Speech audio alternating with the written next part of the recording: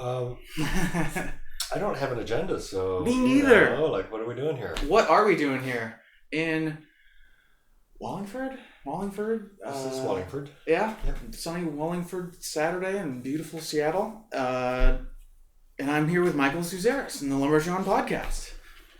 Thank you for having me here. Thanks for inviting me. Yes, it's a pleasure to speak with you. And as always, the first question really that comes to the top of my mind is, who are you? Who are you? You're going to say something like that. Such a deep and complicated answer to that, I'm sure. I don't know. Like, how do you even answer that? How do you start? I don't know. How are you? Well, who are you right now in this moment? Okay. Try not to sound too corny about it. Okay, but I'll try to be real. Okay, I'll try to be real.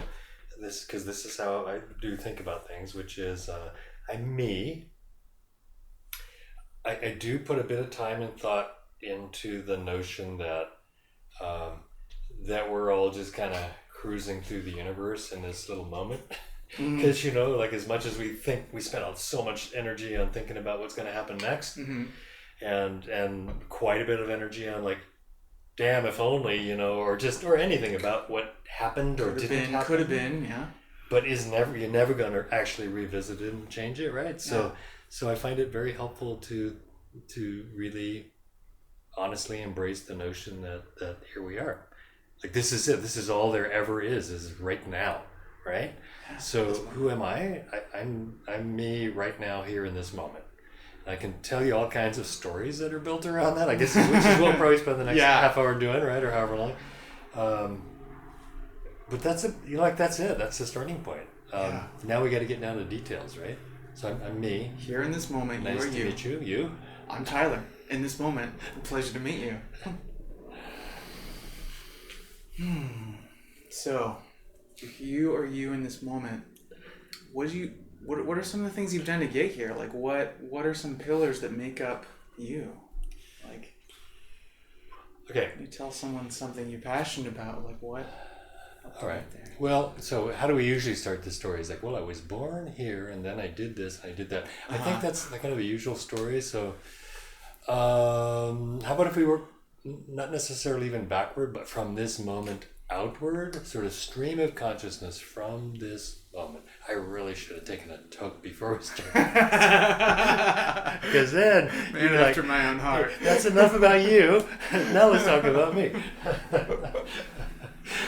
So, I guess the idea was that, like, if I start with stream of consciousness from this space, because here we are. So, all right, I'm going to connect myself to you. We met Om Culture. At Om Culture. What is Om Culture? Om Culture. That's well. Before we get to what is Om Culture, let's talk about like how we met. Because we want to put some of the pieces together and actually come up with a story that's reasonably coherent, or maybe not. You don't need that on a podcast, right? It's a stream of consciousness, right? So we met at Om Culture, and we met through dance, I presume, right? Mm-hmm. Movement. Through movement, okay. Well, and the reason why I ask you that is that, as I was saying earlier, often I'll meet people, and I have met so many people through Om Culture, which I'll talk about later, that it gets to where, I think a lot of folks know me or know of me because I'm the guy who runs Om Culture. Mm-hmm. But then I'll have people come through my life, hundreds, thousands of people will come through my life, and I'll see them somewhere one time, and then maybe see them again 6 months later or a year later or next week, but in a room with 150 people in it. So I don't necessarily remember exactly where I met each person. So I'm trying to think of, like, you, I'm thinking very specifically, I remember you through, first of all, being at dance. I think you were coming to the Sunday morning dance, which was a newer thing, right? And there weren't as many people there, so it was easier to sort of hone in on, like, oh, this guy's been here a few times. And then we were invited to do that thing for, what is it called? Tiny orchestral moments. Which is another whole amazing concept of people from all over the world getting together once a year to produce a concert. And now I have to think, like, how did I get connected to them? Probably through Om Culture again. Om Culture has been a real nexus, right, for things to connect. And then we ended up getting invited to go to their concert that happened last year, August or so. Yeah, about August. In Bellevue. And it's a pretty amazing concert. But they wanted to have dancers. So we had about 8 or 10 people that volunteered to go and dance to their very bizarre music for that concert. Yeah, just out of the blue, no instruction, right? Just ecstatic dance. Yeah. So that's kind of how I got to know you. And as I also said earlier, even still, because I have all those connections, we've never actually sat down and talked. Exactly. You and I. So part of this podcast is more about just me getting to know who Tyler is. Woods? Tyler Woods. Yeah, wasn't even sure of your last name. Boom. So Tyler Woods. So Om Culture. Om Culture. Do you want me to just keep talking? Or do you want to interject? Why not? I mean, Om Culture sound. It's like a nexus. All these places, all these people see you, and you're Michael with the Om Culture title under your name. So Michael what is this? At omculture.com. You can find me. That's one of the places you can find me. You can also now find me at michaelsuzerris.com or very soon. Ooh.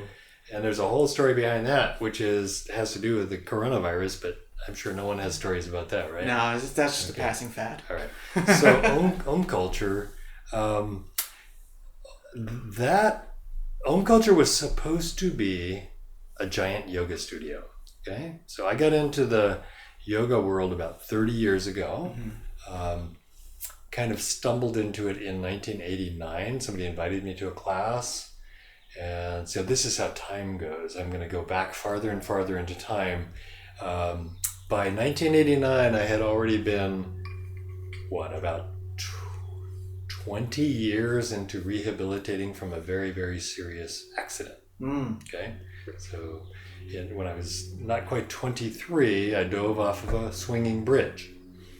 And 30 feet, shallow water, hit my head, had a near-death a near-death experience. Life flashing before my eyes, the voices, the light. It was quite nice. I think death, in the end, will be quite nice. I've heard this about other people who have near-death experiences, is that, once you kind of experience that aspect of it, you become much less afraid of death because it isn't necessarily this horrible thing where you just go out in shock. And maybe for some people it is, but anyway, for me, the experience was it was really kind of magnificent. And it was, it was a choice. It's you can do this, which feels really nice, or you can go back and deal with what just happened. So I chose to come back and deal with what happened, and not to go into the whole details of the next 20 years of rehabilitation, but I didn't get really any help from anybody. So I just kind of dealt with it on my own. And then the first time I went to a yoga class, I realized I learned how to do those things on my own. So more or less the exercises of yoga that I was practicing at that time were very similar to what I had already learned. But of course there was a lot more to it that I hadn't learned. So I got into yoga. Got all the pieces, and then got to put them together, really. Yeah. So that was 1989, and fast forward about 10 years practicing with a local yoga guy here. Not very well known, but really he, of all of the people I've ever met that teach yoga, he's still my guru, my teacher. Bob Smith. Bob Smith. Yep. That's the biggest name in yoga. Bob Smith. I like to call him Babaji Smithananda. It makes me feel more yogic. But anyway, so 10 years of practice with him. I went through a yoga teacher training. And I had in the whole time prior to that been in the corporate, sort of small business corporate world, and not very happy. And then I had a break or an opportunity to get out of that. And I had a house in Wallingford. Amazingly, I was able to buy a house in Wallingford when I was 26 years old. Crazy, right? Now I'm 64 years old. I couldn't even imagine paying a down payment on a down payment for a house in Wallingford. But anyway, times do change. Yeah. I sold the house, took all the, at that time seemed a very substantial amount of money, and opened up a yoga studio in Green Lake, at that time called Yoga Life. And did that for, I'm almost 20 years. We're just about to wrap that one up. We'll get back around to Om Culture here any minute now. But in the course of the yoga business, I started that studio in 2000. I started a studio in Queen Anne in 2004, another yoga studio. And I had a vision for having like a really big central yoga studio where like people from bunches of other studios might come and do like big events there for yoga. So I got this yoga event center. Yeah, something like that. And so I ended up landing this location in Wallingford, which is a great space. I'd known about it for a long time and had kind of coveted it. And just, you know, how things happen in life where like I just stumbled onto it and literally walked in looking to see if the space might ever be available. Like literally as the previous tenant was walking out with the very last item that they were carrying out the door, and the owner was standing right there, and they just hung the sign up, and I walked in and we talked for 5 minutes, shook hands, and then now I was renting that space. Fate. So, well, kind of, that one felt like that. So the name Om Culture though, so Om is my yoga background. And at that time, I was partnered with Jenny Pell, who is a powerhouse in her own right in the permaculture world.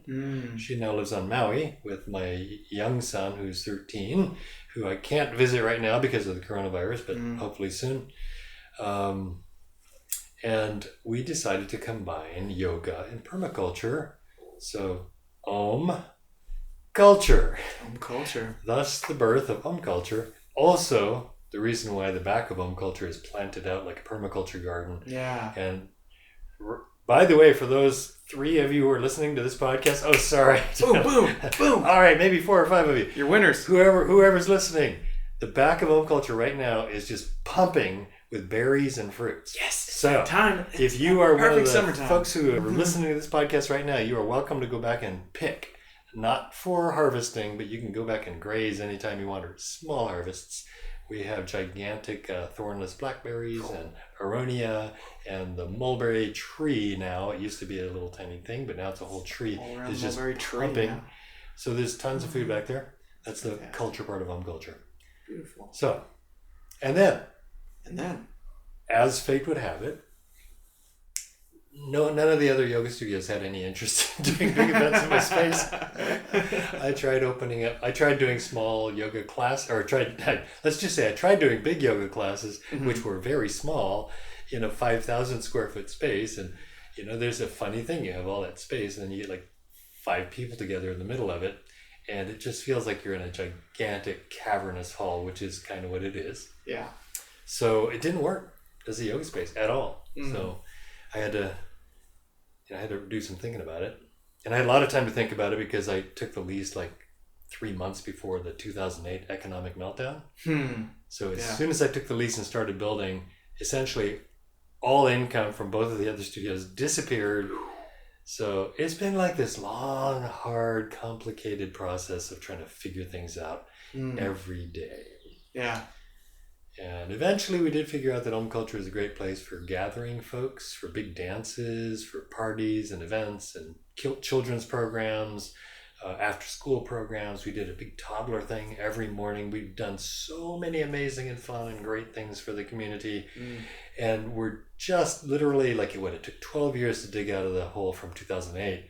And literally last year was the first year where I was looking at it and thinking like, you know what? I think we're going to come out ahead. This coronavirus, nobody gets to meet anymore, and that was just kind of the end of that story. So now we're redoing it all over. Like I'm having to think like, what now? Because the Green Lake Studio is going away, and dare I say it, maybe for posterity, the Wallingford Studio.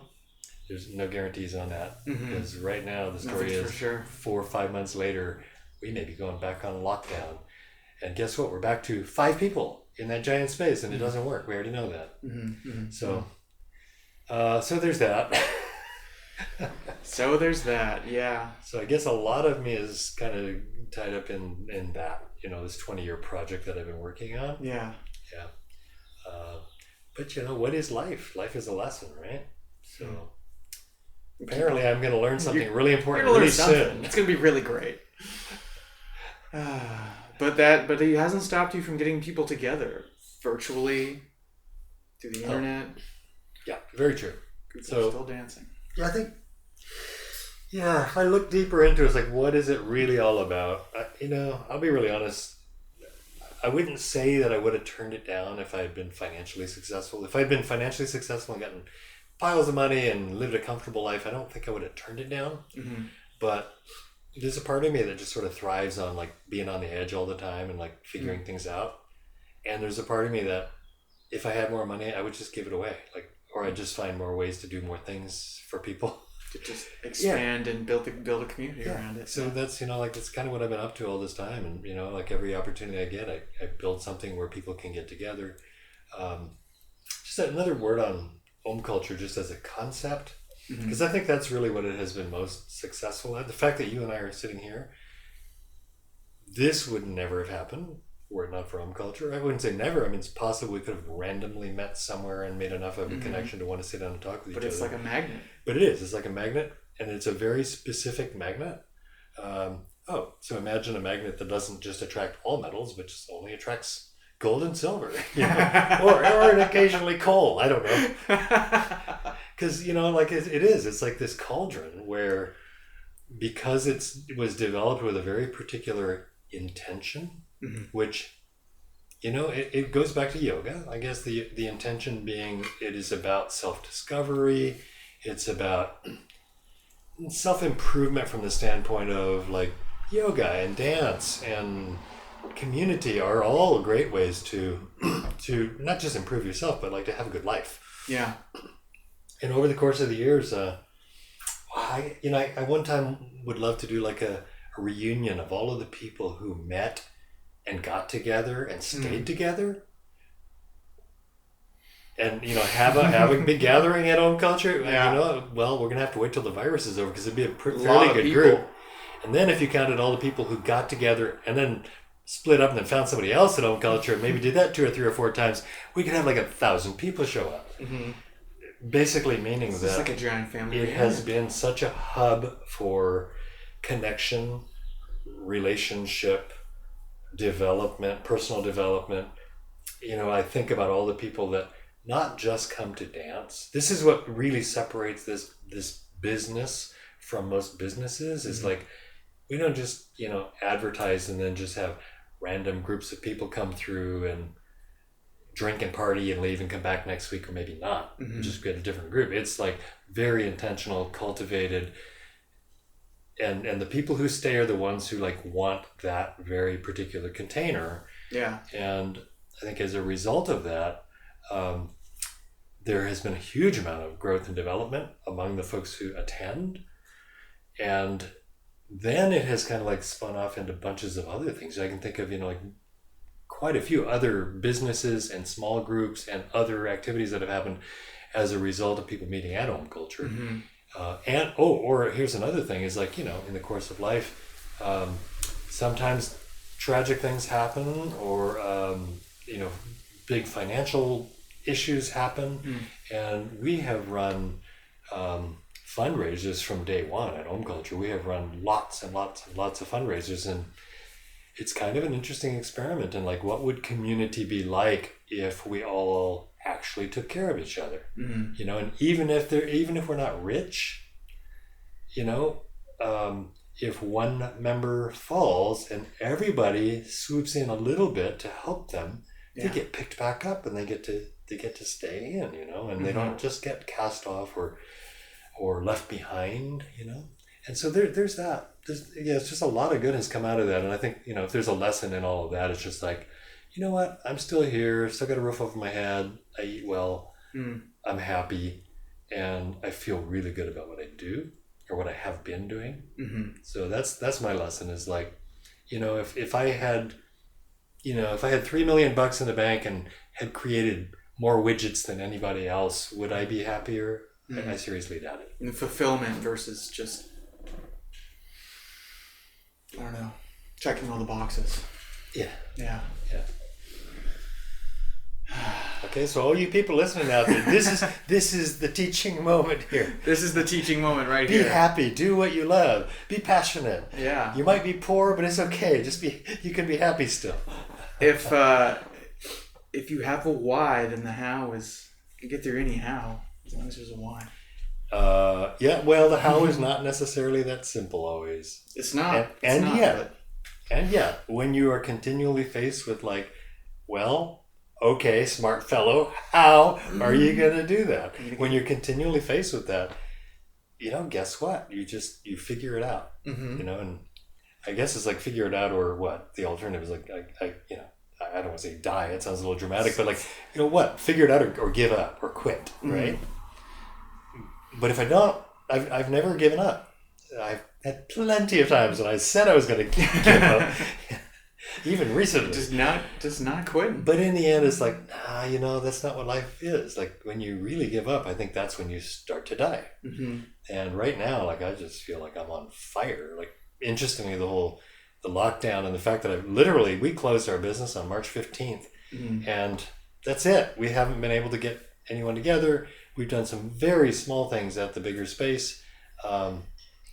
But there's no clear pathway toward just like reopening, and there's a very strong likelihood that what people know as Om Culture won't be here when this thing is done. Mm-hmm. That the building may not be there, the space may not be there, the business may not be there, I might not be here to run it. Mm-hmm. There's a real possibility that won't be here. So then the question is like, well, then what are you gonna do about that? What happens now? Do you quit? Do you quit? No. Give up? You find other ways to do it. So right now I'm recalibrating everything and trying to, you had mentioned like online. So Sarah Barrick, my partner, took our yoga business and took it entirely online, like every other yoga studio did too. So that has been a thing, and you never know going into it how it's gonna turn out. But it's still happening, and it's been, it has gone through a lot of change, the yoga side of things, but we're still running it. I think big changes like that just kind of shake things up and shake things out. So the folks who are just looking for convenience or cheap or this or that or whatever they're looking for, eventually they walk away. But the folks who recognize like, wow, you folks put a lot of time and effort into creating something that provides a good for me that is essentially irreplaceable. Like, you could do something that's kind of like it, but it's different. Yeah. And when you do that, when you go in with that intention of like, this is what we're doing, we're going to do the very best that we can with it. I think enough people recognize that it actually becomes viable. So that's the bigger picture of like, how are we moving forward is to create, not just create something just to get money to pay the rent, but create something that has long-term viability because it's a really good idea and it does good in the world. It's kind of like it's just filling that groove in people's lives in just that small way. So it's like an artesian product. So let's think a little bit about like now. So this is a real thing for pretty much everybody. We talk about lockdown, but honestly, everybody in the United States, or at least probably a good majority of us, it hasn't been that hard, like if you're there's levels that can be ratcheted up. Yeah, there are certainly lots and lots of folks who are in, very dire situations, so I don't mean to minimize that at all. But, lockdown means like, oh gosh, I have to watch those Netflix reruns, or, just sort of the first world, I can't get my favorite flavor of ice cream delivered. It's very much it's a stay at home. Yeah. But to go back to like, so what has happened as a result of that is that, well, first of all, just this whole notion that we can't get close to each other. We cannot gather in these, in large groups. We had 3, 4, 5, the dances that you don't even know about going on every week where different groups of people would get together. And that was like communities, like church, like you get together, here's your community, you do the thing you most love doing, and then you switch partners and do it again. Yeah. And you can't do any of that, even if we could dance, like right now with the virus, you can't switch partners. Yeah. You can't, you can't take your mask off. You can't touch each other. And so everybody's starved for some level of that. Mm-hmm. So one of the things that I'm doing right now, as I mentioned earlier, is I'm organizing very small mini retreats. Okay. And for those of you who are concerned that I'm going to do a 150 person ecstatic dance like just happened in whatever it was, Nevada City, California. No, that's not what we're doing.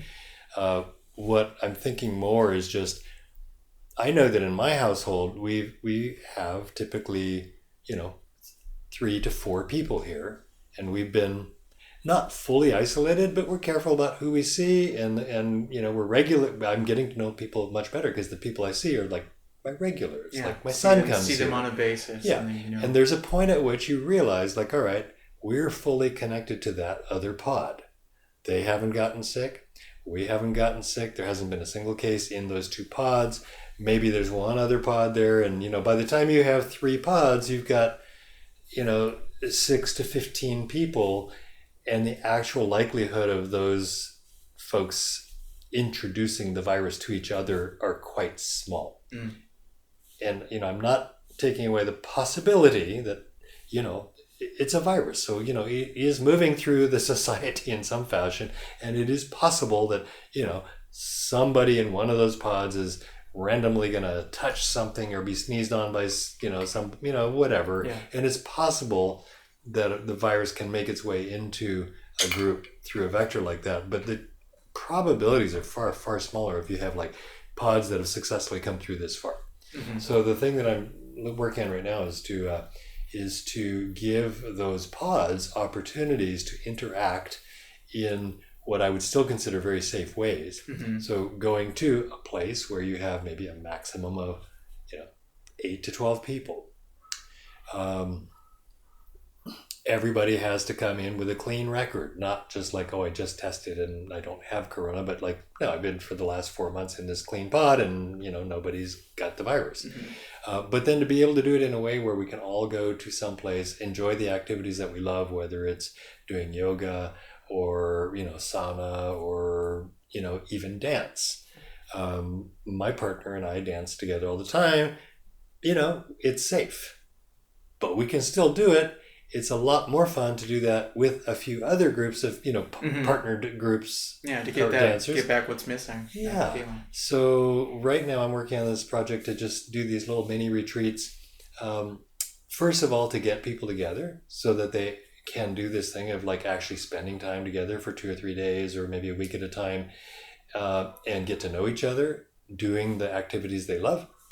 That's one thing. The other, honestly, is the places that have been hosting retreats, they've all been shut down too because they can't have big groups of people. Yeah. So really in some ways, sooner than like go to Walmart and buy stuff because it's allowed, I would rather organize a small group of folks to go to, for example, one of the ones I'm planning is in Leavenworth at I have a friend up there who has a place called Snowgrass Lodge, and I just checked in with him, and they are doing small group gatherings in the place. I've never been there, but like I'd love to take a group of a dozen people and a personal chef. By the way, another guy I met through Om Culture. Yeah. Do you know Mark McClure? I don't. You don't? Sounds like I need to know him. Well, he came in and started like just working on the garden and back just through a trade, and next thing you know, like he's just transformed the whole garden. You got to go check that out and go pick some fruits. But his last job was a private personal chef on a yacht for a very wealthy person. And although I'm sure it was quite satisfying to produce really lovely foods, in some ways, like it's kind of dismaying to think like the only way to get a real job is go work for somebody who's got lots of money. Yeah. So he's going to come on this first one that we're organizing on Orcas as our personal chef. So we not only get a small group of people together, but we pool our resources. We have really good food. It's kind of an interesting idea, right? Yeah. And many of the people in this first group already know each other and have even spent time with each other. So there's far less risk of this sort of, get on a plane with random people and go land in a hotel someplace with random people from all over the place. That to me feels a lot riskier. Yeah. So, just trying to do things in a safe way to give folks that opportunity to connect again. Yeah. It's kind of like a microcosm of what Om stood for. Yes. Yeah. And then hopefully that time will come when we can grow those groups. And I'm really kind of hoping too that we as a community get really good at doing simple math and probabilities and statistics and realizing like, oh, if you have a closed group, a relatively closed group of this size, and you've got, you're figuring things out and you have very good communication so that if like anywhere there's a vector, everybody knows about it immediately. That's how whole countries have managed to keep the virus out, is just by having very good communication. If it shows up, you immediately do the following things. So if we're smart about it, it is possible to move forward and start to, gather in larger groups, in spite of the fact that, we have a pandemic going on. So that's kind of like my vision. And then I'll drop the caveat or the disclaimer, which is, no, I'm not trying to break the rules. No, I'm not telling people to take your masks off and roll around together. I'm saying like, be safe, be smart, but understand math so that you can do that comfortably. Work with the science on your side. Work with the knowledge with you. So, anyway, I didn't mean to turn this into a soapbox for like my views on how to live in a pandemic, but it is what we're doing right now, isn't it? Yeah, we're all making it up one day at a time. Yeah. Can you move that so I can read your shirt out loud? It says, "I'm just one big freaking ray of sunshine, aren't I?" This is the shirt that Tyler is wearing. And I love that shirt because it's a very in the moment shirt. When you woke up, you thought, you know what, today I'm going to be a ray of sunshine. And you're reminded of that every time someone says, wow, that's a great shirt. Yeah. And that's kind of what we started this whole thing with, which is like, who are you? Well, today you're your shirt. Today I am a freaking ray of sunshine. Right? Yeah. Yeah. And, it doesn't matter that last week you were like, broken down heaps sobbing or whatever it was that you were doing last week. Yeah. In this moment, this is how we're choosing to live this moment. Sarah has a good one too. She always says, how you spend your days is how you spend your life. And, because I think she has reminded me of that on those days where I was thinking like, what am I going to do? Because everybody gets into that. I'm no exception on that. I get into that funk really regularly. But the reminder is like, we can sit here and fret about the future or what we could have or couldn't have done in the past and be really dismayed about it and walk around in a funk and a grump all day. Or we can say, you know what, in this moment, I feel great. Choose joy. Choose joy. And it's a choice. It's always a choice, right? I mean, well, in any circumstance, you still got a choice of some sort. Yeah. How are you going to approach it? And because, there are folks who are in difficult circumstances. Yeah. And even then, can you still look around and say like, wow, what beautiful flowers, or it's sunny today, or, what can I appreciate? What can you appreciate? Yeah. Yeah. Stop and smell the roses, to use a cliche. Today, hey, you know what? Today I went to Om Culture and just dropped by for a minute and I looked at the mulberry tree, which was just covered with mulberries. Like seriously, come get some mulberries. People weren't even picking them. Like in the past, we'd had trouble with like so many people walking by and picking them all. We didn't have any for our kids program, but right now they're hanging. Just to acknowledge that, and we're like, wow, somebody 10 years ago had the foresight to plant a food forest behind this building, and you know what? Right now, it's just fruit, fresh fruit hanging from bushes and trees. Anybody can just appreciate anytime. Ain't that like life, You're just Right? planting all the seeds and it's just growing up for just a good, abundant harvest. Yes, indeed. Yeah. I don't know, but that just sounds complete. It just sounds good. It's like... As in, like, we're complete with this thing here? I feel complete. You feel complete? Okay, great. I feel great. Hey, when this podcast explodes, come back and interview me again in a year. All right, cool. Come back in a year and it's going to be great. All right. Tyler, thanks for inviting me for this little stream of conscious monologue. Stream of conscious monologue, yeah. I'm getting better at that. I guess I was always good at stream of conscious monologue. I just didn't realize it. But anyway, yeah, it's been fun. Yeah, if anything, it's practice. It's word practice. Yeah. Oh, hey, can I add one more thing? Of course you can. That thing I did mention about... Okay, well, fair enough. The thing I did say about, new website, michaelsuzerris.com. Suzerris, Suzerris, 1 Z, 2 R's. It's not even up yet. But the idea of that is that, just to put a plug in for myself here, I've been doing a particular kind of yoga practice for many years, and I've actually kind of gotten to where it is really my own thing. I'm a the person. The Suzerris method is finally reaching its time. Yep, more or less, something like that. I'm a person who learns wherever I can, and I pick up the things that work and I drop the things that don't work, because I feel like I've got limited amount of bandwidth for, I don't want to be carrying junk. So I really like, if I find something that's a little bit better, I let go of the last thing. And I've cultivated a particular system of staying in good physical and mental condition. And it's not a panacea, and it's probably not for everybody, but it works really well for me. I do one-on-one work. I do small group work. I'm now doing some online things, and that's actually the website that just goes under my name. That is really going to be about the platform for the online version of what I do. So it will be classes, little sequences, little mini technique instructionals. It will also include things like short videos of this trip that we're going to do to Orcas. By the way, Ty, it's not really a bribe, because he actually invited me to be on the podcast before. But since he was here, I asked Tyler if he and his wife wouldn't like to join us on this first trip that we're doing to Orcas in a couple of weeks. And I think we have a potential yes. Oh, definitely. So we will make a little video of that and post that as well, because that is part of the new business strategy that I have here. So anyway, in a week or two, you should be able to go on to michaelsuzerris.com and start seeing all kinds of very interesting content, or at least interesting from my perspective.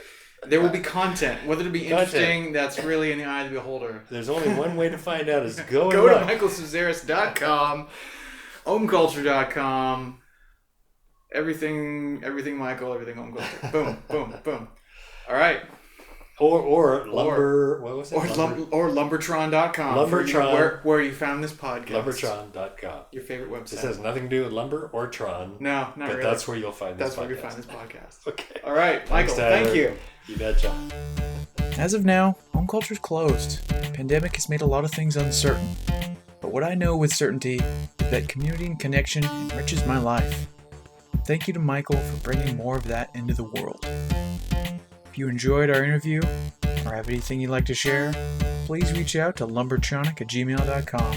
And until next time, keep sharing your story.